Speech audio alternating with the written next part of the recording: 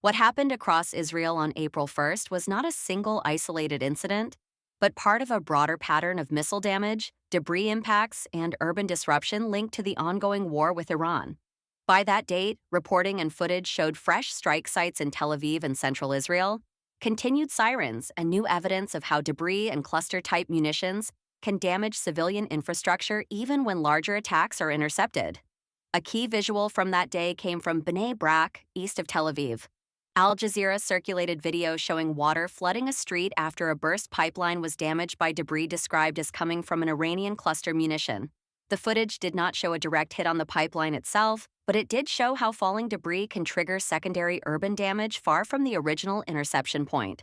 That incident fits a broader pattern already documented by Reuters in late March.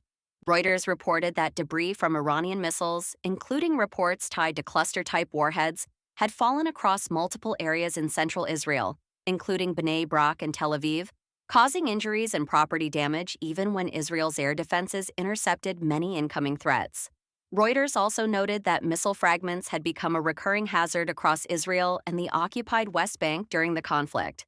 By April 1st, Al Jazeera also showed Israeli police inspecting road damage in Tel Aviv after a missile impact that caused injuries, reinforcing that the day's damage was spread across more than one urban location.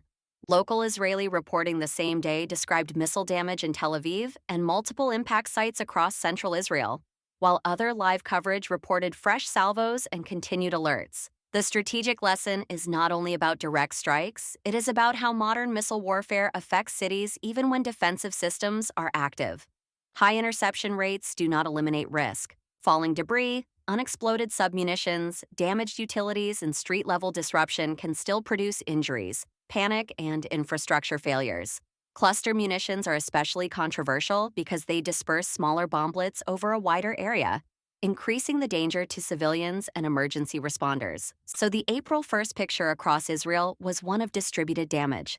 Not only missile impacts, but also debris fields, burst infrastructure, police cordons, and repeated alerts.